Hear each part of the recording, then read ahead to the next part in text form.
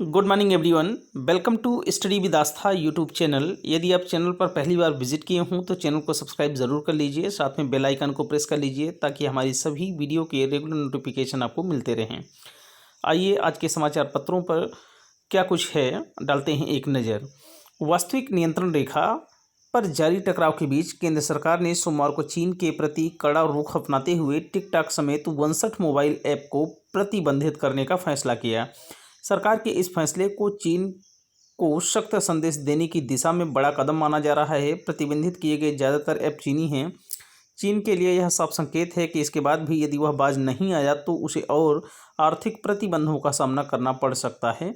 सूचना एवं प्रौद्योगिकी मंत्रालय ने देर रात जारी आदेशों में कहा है कि 59 ऐप को प्रतिबंधित करने का फैसला किया गया है। ये एक देश की एकता, संप्रभुता एवं रक्षा के लिए खतरा पैदा कर रहे थे। हालांकि मंत्रालय ने साफ नहीं किया है कि ज़्यादातर ऐप चीनी हैं। जिन पर प्रतिबंध लगाया गया है उनमें कई ऐप देश में बड़े पैमाने पर लोकप्रिय हैं, जैसे TikTok, share it, WeChat, MI video आदि। प्रतिबंध तत्काल प्रभाव से लागू हो गया है। अब ये ऐप प्ले स्टोर से डाउनलोड नहीं होंगे। केंद्र सरकार ने 1 जुलाई से शुरू होने वाले अनलॉक 2.0 की गाइडलाइन सोमवार को जारी कर दी। इसके तहत मेट्रो, स्कूल, कॉलेज, कोचिंग और अन्य शैक्षणिक संस्थानों को 31 जुलाई तक बंद रखने का फैसला किया गया है। गृह मंत्रालय ने दिशा निर्देशों में 31 जुलाई तक कंटेनमेंट जोन में लॉकडाउन सख्ती से लागू करने का फैसला किया है। हालांकि केंद्र सरकार की ओर से कर्फ्यू का वक्त 9 बजे की जगह रात 10 बजे से सुबह 5 बजे तक कर दिया गया है। सरकार ने 30 मई को जब अनलॉक के 1, 2 और 3 के चरणों की घोषणा की थी, तब 1 जुलाई से शैक्षणिक संस्थानों पर कहा गया था कि राज्यों से विचार विमर्श कर इन्हें खोला जाएगा। हालांकि राज्यों से कई चरणों की वार्ता के बाद इन्हें अभी बंद रखने का निर्णय लिया गया है। हालांकि केंद्र और राज्यों के प्रशिक्षण संस्थान 15 जुलाई से खुलेंगे। सोशल डिस्टेंसिंग के पालन के साथ एक दुकान में 5 लोग मौजूद रह सकेंगे। केंद्रीय दवा नियामक एवं मानक संगठन ने देश में तैयार किए गए कोरोना के पहले टीके कोवैक्सीन को क्लिनिकल ट्रायल की मंजूरी प्रदान कर दी है। टीके के फेज़ 1 एवं फेज़ 2 ट्रायल की अनुमति प्रदान की गई है। इसे आईसीएमआर की प्रयोगशाला national institute of virology, Pune और भारत बायोटेक ने तैयार किया है।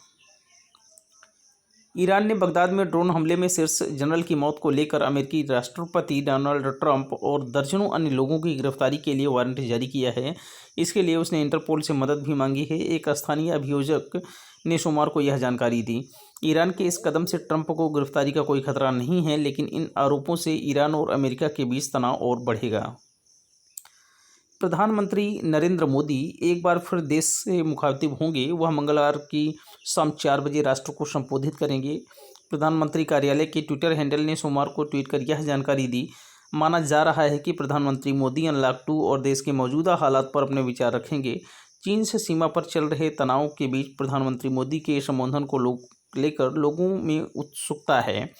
प्रधानमंत्री मोदी के संबोधन को दूरदर्शन लाइव दिखाएगा। इससे पहले भी प्रधानमंत्री देश को कोरोना के संबंध में संबोधित कर चुके हैं। कोरोना के गंभीर मरीजों का प्लाज्मा थेरेपी से इलाज करने के लिए दिल्ली में देश का पहला प्लाज्मा बैंक बनेगा। मुख्यमंत्री अरविंद केजरीवाल ने सोमवार को IBSL अस्पताल में प्लाज्मा बैंक बनाने का ऐलान करते हुए कहा कि अगले 2 दिन में इसकी शुरुआत हो जाएगी। कोरोना के चलते सिनेमाघर बंद होने के कारण अब बड़ी फिल्में आपके घर में रिलीज होने जा रही हैं। अक्षय कुमार की लक्ष्मी बॉम्ब, अजय देवगन की भुजा, द प्राइड ऑफ इंडिया समेत 7 बड़ी फिल्में ओवर द टॉप प्लेटफॉर्म पर रिलीज होंगी। पाकिस्तान स्टॉक एक्सचेंज पर 4 आतंकियों ने सोमवार सुबह करीब 10 बजे आत्मघाती हमला कर दिया। इसमें 4 सुरक्षा गार्ड और 1 पुलिसकर्मी की मौत हो गई। जवाबी गोलीबारी में चारों हमलावर मार गिराए गए। 2 सामान्य नागरिकों की भी मौत हुई है। हमले की जिम्मेदारी बलूचिस्तान लिबरेशन आर्मी से जुड़ी मजीद ब्रिगेड ने ली है। कश्मीर के अलगाववादी नेता सैयद अली शाह गिलानी ने हुर्रियत कॉन्फ्रेंस छोड़ने का ऐलान किया है। मीडिया के लिए जारी 4 पंक्तियों के एक बयान और एक वीडियो संदेश में गिलानी ने हुर्रियत कॉन्फ्रेंस के उस धड़े से अलग होने की सोमवार को घोषणा की जिसका गठन उन्होंने 2003 में किया था। गिलानी ने कहा कि हुर्रियत के मौजूदा हालात को देखते हुए उन्होंने यह फैसला किया है। देश में कोरोना विषाणु संक्रमण के मामले बढ़कर 5,48,318 हो गए। 24 घंटे में संक्रमितों की संख्या 19,459 की बढ़ोतरी हुई। इस महामारी से मरने वालों की संख्या 16,475 तक पहुंच गई है। उत्तर प्रदेश की राज्यपाल आनंदीबेन पटेल को मध्य प्रदेश के राज्यपाल का अतिरिक्त प्रभार दिया गया है। मध्य प्रदेश में मुख्यमंत्री शिवराज सिंह चौहान के नेतृत्व वाली प्रदेश भाजपा सरकार के मंत्रिमंडल का बहुप्रतीक्षित विस्तार होना बाकी है। भारत भूटान के संयुक्त उपक्रम वाली 600 मेगावाट की खोंगलाकछू पनबिजली परियोजना के लिए सोमवार को करार पर दस्तखत हुए। इस करार पर दस्तखत के साथ ही इसके निर्माण और अन्य संबंधित कार्यों के लिए रास्ता साफ हो गया है।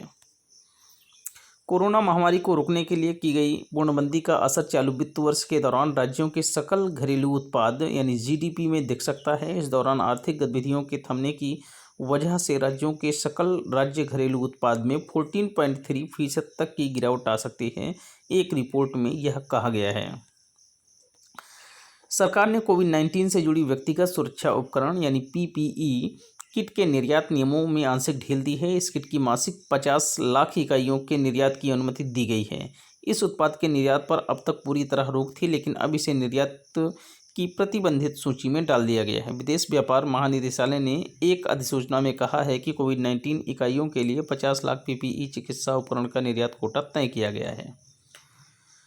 उतार चढ़ाव भरे कारोबार में सोमवार को बंबई शेयर बाजार का सूचकांक और नेशनल स्टॉक एक्सचेंज का निफ्टी गिरावट के साथ बंद हुए।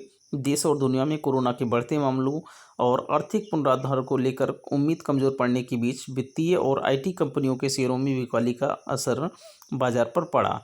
30 शेयरों वाला सूचकांक कारोबार के दौरान 509 अंक तक नीचे गया। अंत में 209.75 अंक यानी 0.60% की गिरावट के साथ 34,961.52 अंक पर बंद हुआ। नेशनल स्टॉक एक्सचेंज का निफ्टी 70.60 अंक यानी 0.68% की गिरावट के साथ 10,312.40 अंक पर बंद हुआ।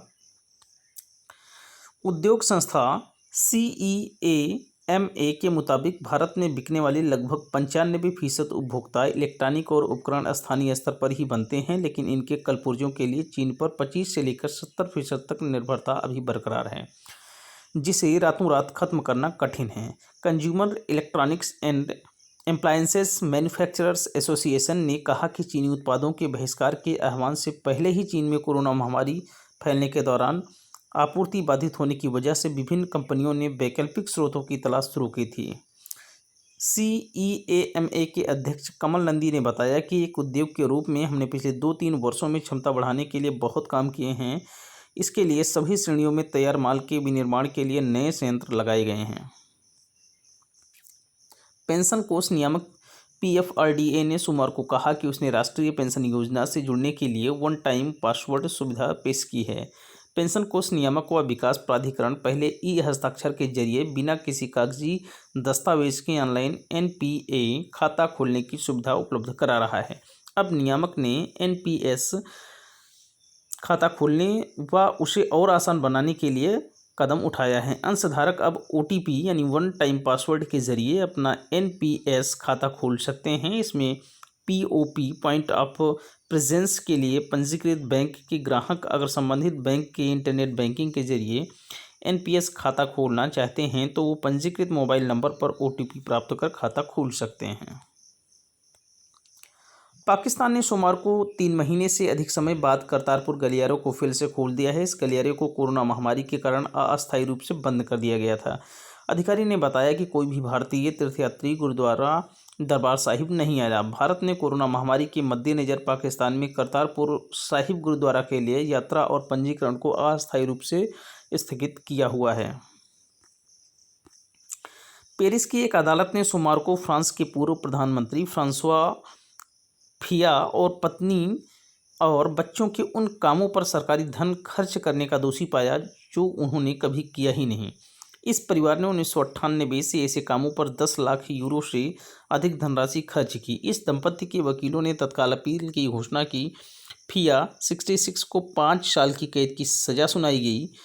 उन पर 3,75,000 यूरो का जुर्माना लगाया गया है। वैसे उनकी 3 साल की सज़ा स्थगित कर दी गई है। उन पर 10 साल तक चुनाव लड़ने पर रोक लगा दी गई है। वह अपील कर सकते हैं। उनकी पत्नी पेनेलोपिया को भी इस अपराध में साझेदार पाया गया है।